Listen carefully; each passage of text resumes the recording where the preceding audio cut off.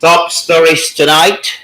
Nigeria assures Chadian government of assistance to stabilize governance as President Buhari Transitional Military Council of Chad. Ogun State government says COVID-19 reports. Good evening and thank you for joining us on Nta Abeokuta Channel 12 News. My name is Ayala Balogun. Now the news in detail. Nigeria has promised to render the necessary support and assistance to the Republic of Chad to enable the country fully stabilize and return to constitutional order. President Muhammadu Buhari made the pledge while playing host to the President, Transitional Military Council of Chad, Lieutenant General Muhammad Idris Abeokuta. State House correspondent Damu Sambo has details.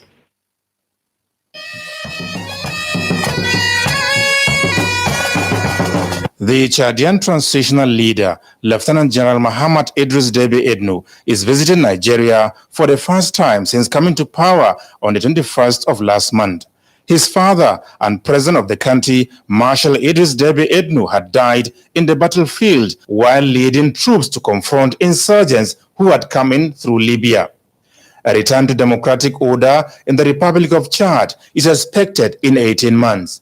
The transitional leader, General Muhammad Idris Deby, is here to seek ways of deepening and expanding existing relations between Nigeria and Chad in the fight against insecurity and other critical economic sectors. As President Muhammadu Buhari told the visiting leader behind closed doors, we are bound together by culture and geography, and we will help in all ways we can. Chad should not hesitate to ask for help in areas it deemed necessary. Foreign Affairs Minister Geoffrey Onyama was at a high-level engagement. Mr. President assured him of Nigeria's support. He expressed condolences at the passing of the Marshal, how grateful we are as a country and him personally with the role that Chad and under the Marshal have played in supporting Nigeria in the fight against terrorism, that a lot of the gains that have been made was really because of Chad's very strong support together also with Niger. And, he said that there are two big institutions that are based in Chad. There's the Lake Chad Basin Commission, and there's also the Multinational Joint Task Force. And that Nigeria will, over the next 18 months, continue to strengthen those two institutions, because in strengthening those two institutions is also helping the government of Chad and strengthening Chad. Lieutenant General Muhammad Idris Deby, who explained to President Muhammadu Buhari circumstances surrounding his coming to power, thanked Nigeria for the solidarity shown after the passage of the former president.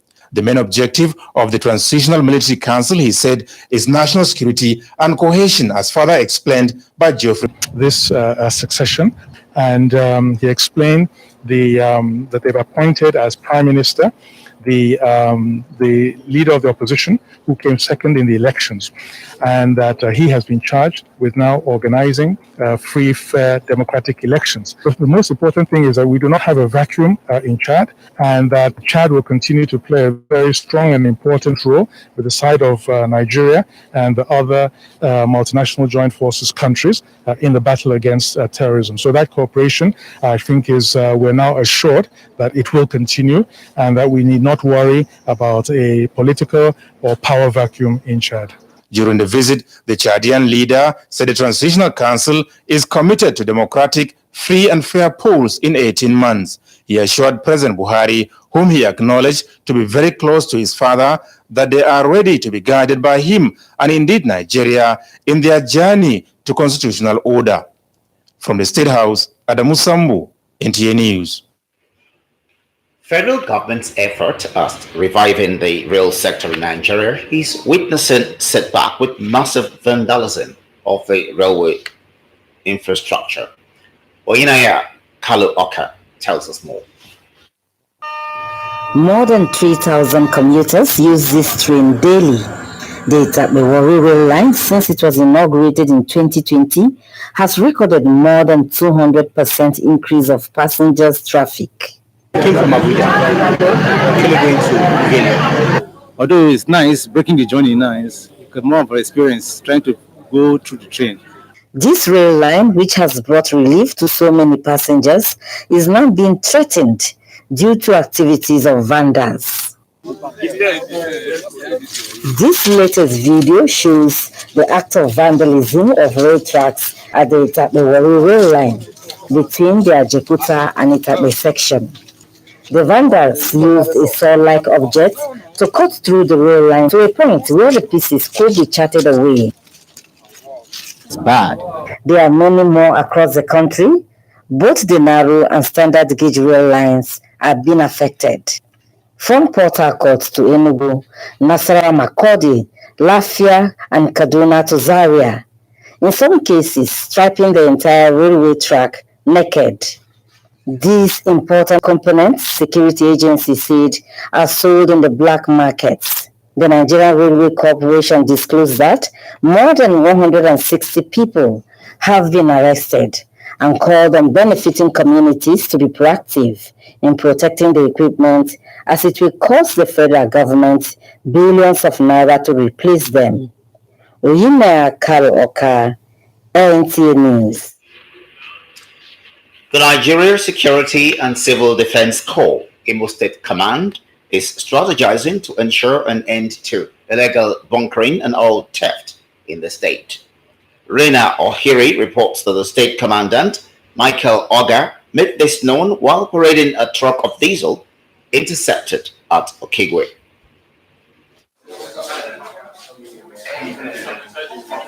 The truck containing 40,000 liters of diesel was intercepted at Okigwe, Imo State, by officers of the Nigeria Security and Civil Defense Corps.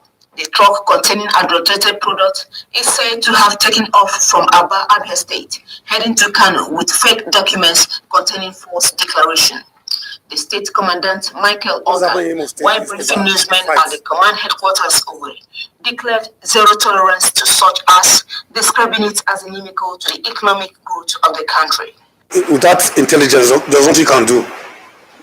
So I've mobilized more men for intelligence. I'm also collaborating with other agencies. And security is not only for security men, it's everybody's business, including you. So we need more information from you and the public. He says as part of efforts geared towards ending bunkering and oil theft, the command has deployed more officers with adequate logistics to man transit routes in Imo State. The state commandant, who recently took over the mantle of leadership, assures that his men are now better prepared to forestall further loss of officers in the fight against insecurity. In Owerri, Rena Ohiri, NTA News. Mopa COVID-19 vaccination has commenced in selected primary health centers in Ijebu-Ode as part of measures to cover those exempted in the first round of vaccination, which focused on high-risk individuals, especially health workers and senior citizens. Correspondent Joel Pokwala reports that turnout for the exercise was low. The mop-up vaccination exercise against COVID-19 is geared towards ensuring those exempted in the previous vaccination exercise are given the opportunity to take the AstraZeneca jab to stop community transmission of coronavirus. The turnout for the vaccination this time was, however, a far cry compared to the first phase of the exercise, which some respondents blamed on inadequate public enlightenment before the commencement of the exercise. Those who took the jab expressed confidence in the AstraZeneca vaccine, which they say has given them a sense of protection. Okay, and I feel safe that, okay, I've gotten the vaccine, knowing fully well that, okay, I am to an extent protected now. Based on what the people that have, taken the vaccine, I've said earlier, I believe taking the vaccine will give you a sense of security. Just a feeling of, like any other injection. There's no pain, no drowsiness, nothing of such. Since it is prevention against COVID-19, so everybody must take it as advised by the health authority. The 9 days exercise is expected to increase the number of those vaccinated in Ogun State significantly. In Ijebu-Ode, Joel Pokwala, NTA News. As the Salah celebrations continue. The Emir of Daura, Alhaji Umar Farooq Umar, has organized a special prayer session in his emirate to seek God's intervention to end the current insecurity in some parts of Nigeria. NTA correspondent Husseini Suleiman reports that as this year's Eid al-Fitr Dober was cancelled in consideration of the security challenges in some parts of Katsina State, the Emir directed that prayers for restoration of peace and security be held across the emirate. Alhaji Umar Farooq Umar enjoined his people to continue to pray for the president for Allah's guidance and wisdom towards finding a lasting solution to the security challenges in the country.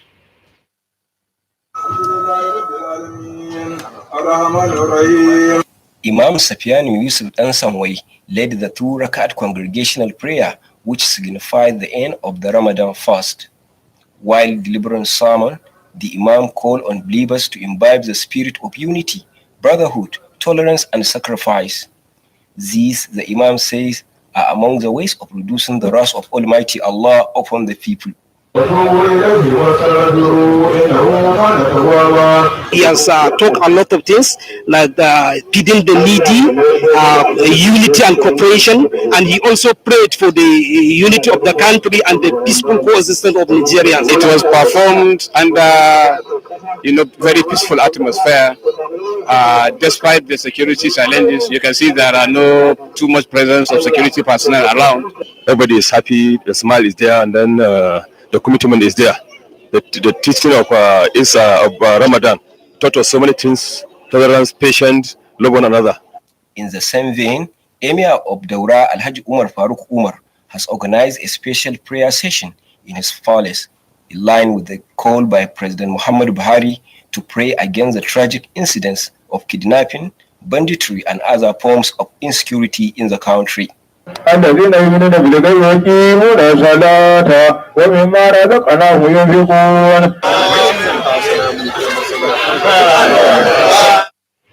is the news at 7 on Nta Abeokuta, Channel 12. More news after the break. Stay with us.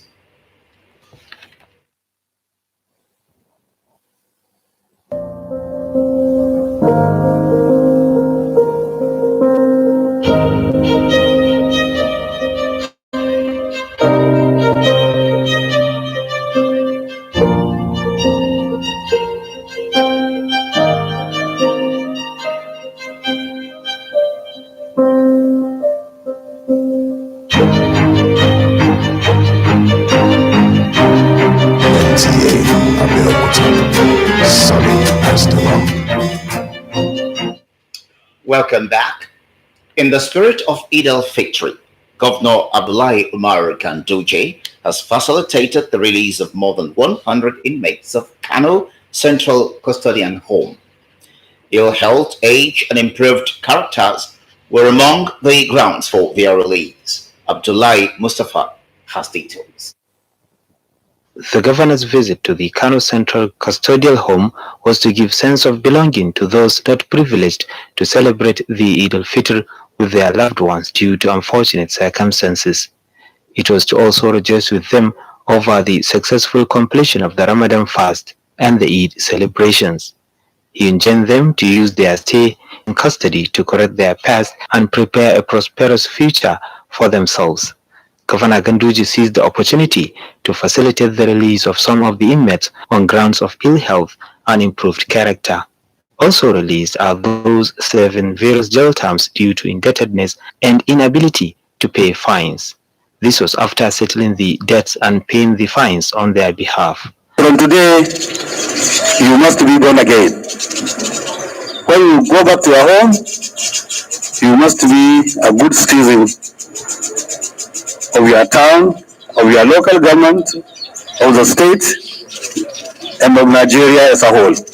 The governor described the measure as not only a Salah gesture, but also means of decongesting the custodial homes. In Kano, Abdullahi Mustafa, NTA News. In our sports, Super Eagles technical advisor Janet Raw invites players ahead of international friendly. Ayodeji Makinde has this and more on Sports Update.